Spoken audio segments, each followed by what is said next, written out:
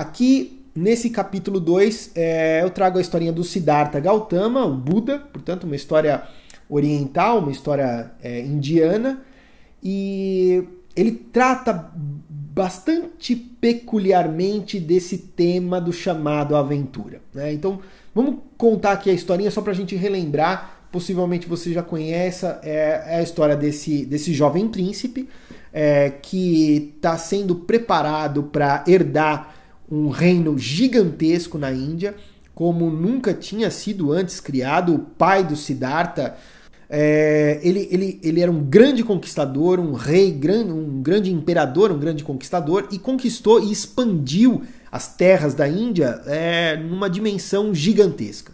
E o Siddhartha é o filho primogênito e, portanto, vai herdar essa riqueza toda, esse reino todo.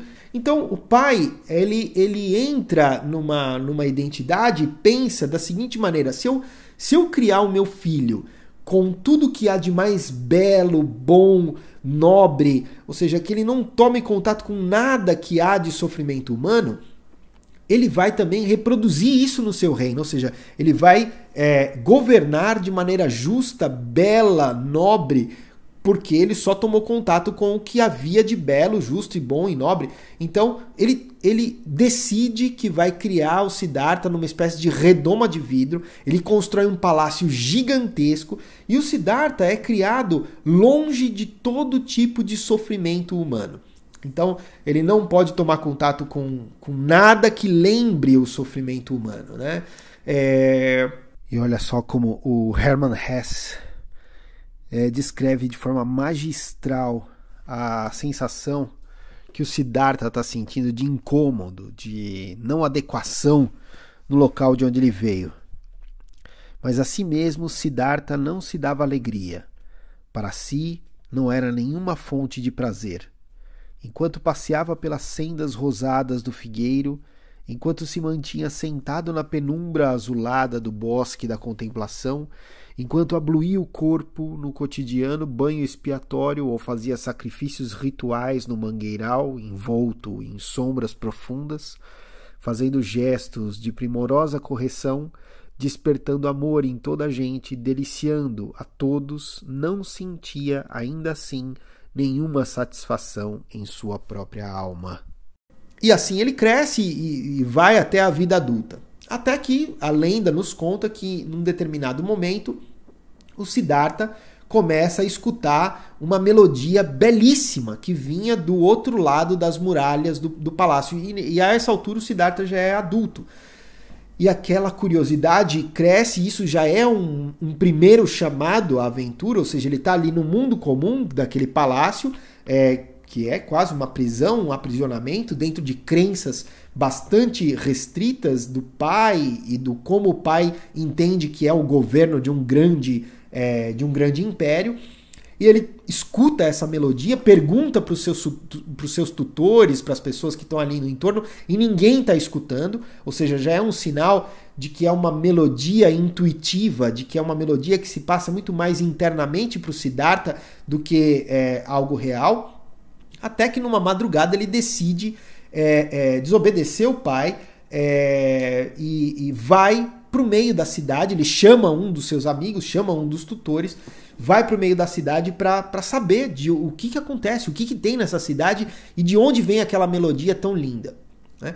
E é aí que acontecem os tais 3 chamados do Siddhartha. Num primeiro momento ele vê uma velha e ele estranha aquilo porque nunca tinha visto alguém velho. O pai dele tomou esse cuidado de protegê-lo, porque a velhice pode estar associada ao sofrimento humano, está associada ao sofrimento humano. E olha só como o Joseph Campbell, o grande Joseph Campbell, descreve no magistral As Máscaras de Deus, na mitologia oriental, de 1962, o primeiro sinal, que é o sinal da velhice. É a velhice, respondeu o condutor da carruagem, que arrebata a beleza, acaba com a força, causa pesar, destrói os prazeres, envenena a memória e é inimiga dos sentidos. Em sua infância, ele também tomou leite e aprendeu a engatinhar. Chegou passo a passo até o vigor da juventude e agora também passo a passo chegou a velhice. O condutor da carruagem revelou dessa maneira, em toda a sua simplicidade, o que deveria ser ocultado do filho do rei, e exclamou: "O quê? E esse mal atingirá a mim também?" "Sem dúvida, por força do tempo", respondeu o condutor. E ele estranha e começa a perguntar por que essa pessoa está enrugada, andando com dificuldade, né? E o amigo sabe do que se trata e começa a responder: é o príncipe.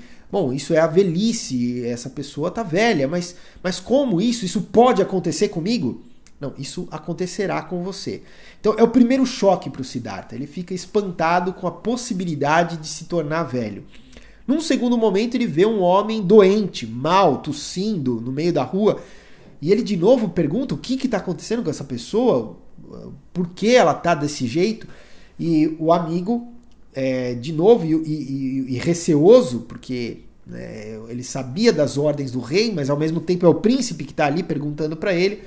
E ele diz: bom, isso é a doença. Mas como? Isso pode acontecer comigo? Não, isso em algum momento vai acontecer com você, é quase inevitável, faz parte da condição humana. Né? E ele fica novamente chocado e aquela questão do sofrimento é algo que era inimaginável para o Siddhartha até então. E sobre o segundo sinal, o magistral Campbell descreve: outro dia, outra saída, e os deuses enviaram-lhe um homem afligido pela doença. O príncipe disse: aquele homem pálido e magro, de barriga inchada, respiração pesada, braços e ombros caídos e com todo o corpo alquebrado, pronunciando lamentosamente a palavra mãe quando aborda um estranho. O que lhe aconteceu? Meu bom senhor, respondeu o condutor da carruagem, é a doença. E esse mal é peculiar a ele ou são todos os seres igualmente ameaçados pela doença?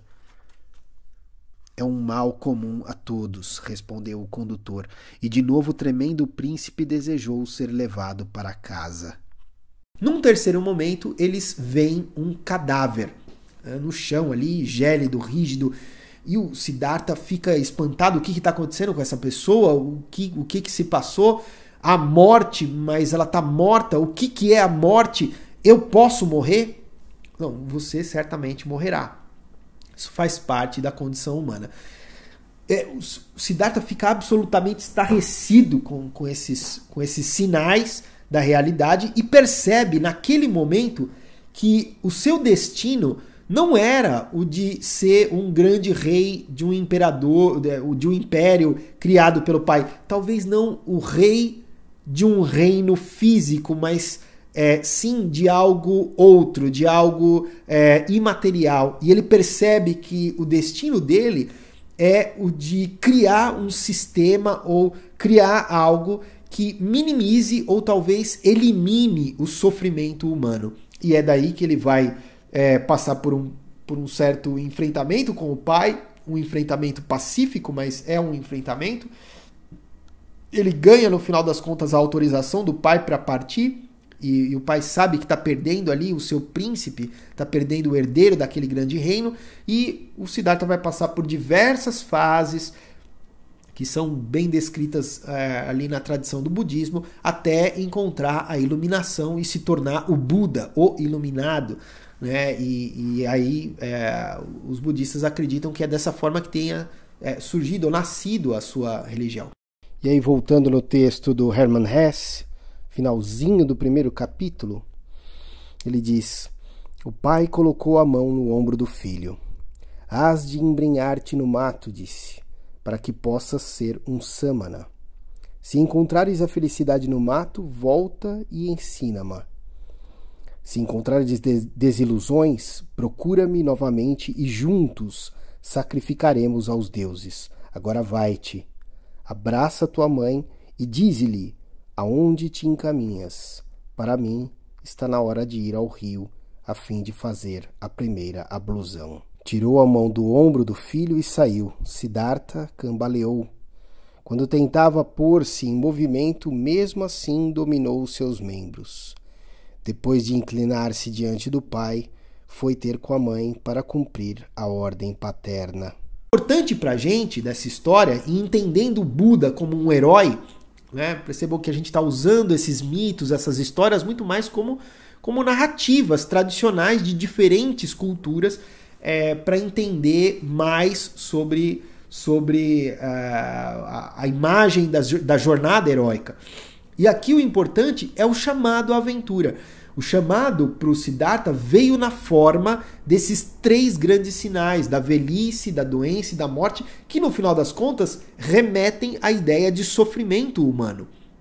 Ou seja, no final das contas, todo herói está buscando minimizar ou eliminar um sofrimento que veio do seu mundo comum, que tem uma relação direta com o mundo comum original. E aqui o Siddhartha não está fazendo algo diferente. Ele percebe que ele tem os recursos, ele sente intuitivamente que ele tem esses recursos para lidar com esse sofrimento, e é isso que ele vai buscar. Então, por que o Siddhartha, ou como o Siddhartha conseguiu perceber os seus arautos? Se eles eram tão sutis, imaginem, outra pessoa poderia ter preferido, né, o que seria mais lógico, ser herdeiro de um grande reino, riquíssimo, viver uma vida de prazeres e de governo, né? Então, por que ele decide uma vida que é o exato oposto disso? Então, aqui a gente está levantando a bola para o elemento intuitivo, que é um elemento fundamental para o nosso trabalho e vai ser tema da parte 3 da nossa formação. Até já!